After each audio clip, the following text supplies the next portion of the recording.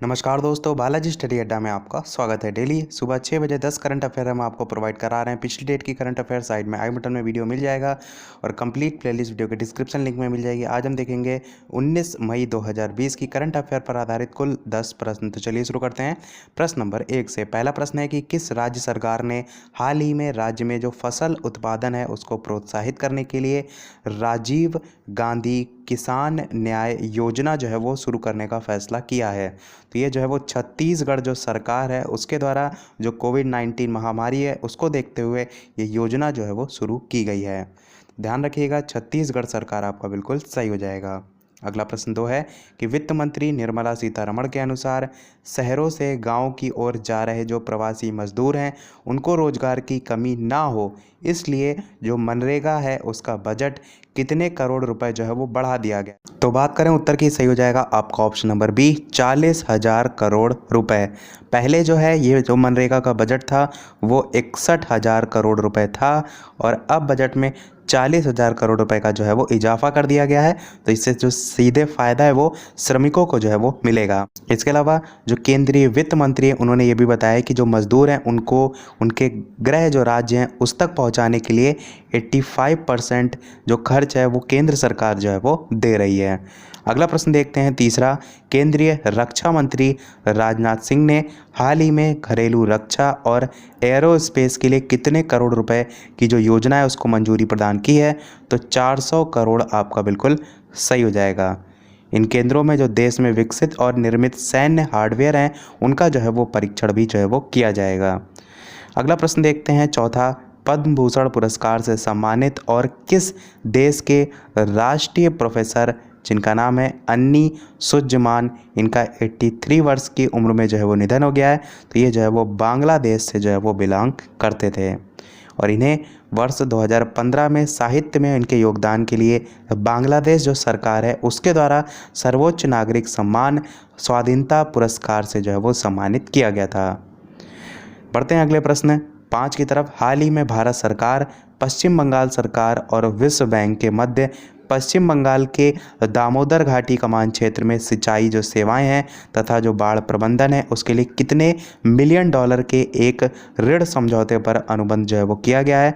तो 145 million dollar आपका सही हो जाएगा। ये चीज़ का ध्यान रखिएगा कि जितनी भी योजनाएं जो कि उत्तर प्रदेश सरकार से संबंधित हैं उस पर आधारित प्रश्न आपका सुपर टेट में आने के चांसेस बहुत ज़्यादा जो है वो रहेंगे।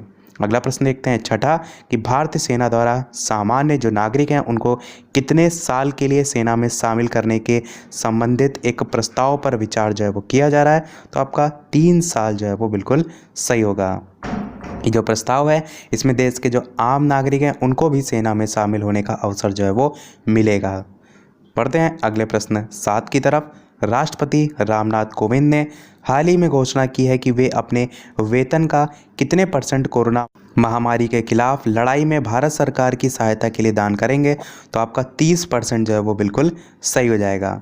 तो जो रामनाथ कोविंद है राष्ट्रपति भारत के, उन्होंने मार्च में पीएम केयर्स फंड में 1 महीने का वेतन का योगदान दिया था और अब उन्होंने क्या किया है कि 1 साल के लिए अपना जो वेतन है उसमें 30% है उसकी कटौती का फैसला किया है और यही 30% आपसे यहाँ पर पूछा गया था।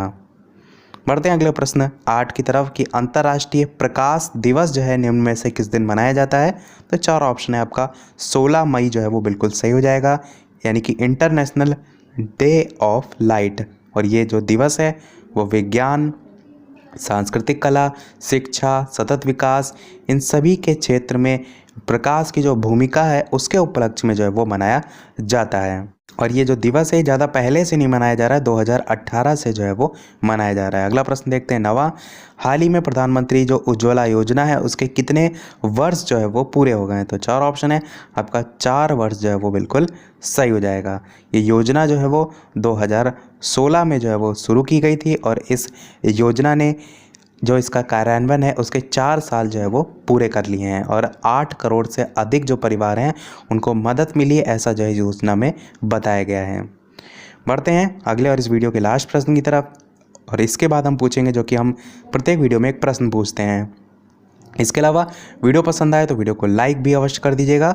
प्रश्न आपका क्या है, अंतर्राष्ट्रीय संग्रहालय दिवस निम्न में से किस दिन जो है वो मनाया जाता है? तो 4 ऑप्शन है, 18 मई आपका बिल्कुल सही हो जाएगा। 18 मई को अंतर्राष्ट्रीय संग्रहालय दिवस मनाया जाता है। इससे पहले यानी इसे सबसे पहले कब मनाया गया था? तो 1983 में जो है वो मनाया गया था, और इसके बाद से अंतर्राष्ट्रीय संग्रहालय दिवस हर साल जो है वो मनाया जाने लगा है। मनाने का उद्देश्य क्या है? इसे मनाने का उद्देश्य जो लोग हैं उनको संग्रहालय और जो पुरातन चीज़ें हैं उनकी महत्ता के बारे में जागरूक करना, और इसका जो आयोजन है वो कौन करता है? तो अंतर्राष्ट्रीय संग्रहालय परिषद जो है इसका आयोजन करती है। बढ़ते अपने प्रश्न की तरफ। जैसे कि सभी वीडियो में हम आपसे एक न एक प्रश्न पूछते हैं। इस वीडियो का आपके लिए प्रश्न है कि किस धर्म के नाम की उत्पत्ति मूल रूप से एक संस्कृत शब्द शिष्य से जो है वो हुई है, जिसका अर्थ जो है वो अनुयायी होता है। 4 ऑप्शन है, हिंदू, सिख, जैन या बौद्ध। तो 4 ऑप्शन है, आपको बताना है इन चारों में से कौन सा सही होगा।